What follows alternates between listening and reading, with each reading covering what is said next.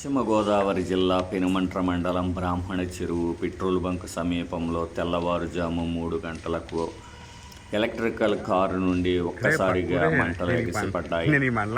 ఈ ప్రమాదంలో పెనుమంట్ర ఎంపీపీ కర్రి వెంకటనారాయణ రెడ్డి ఈ వాహనంలో డ్రైవింగ్ చేస్తున్నారు.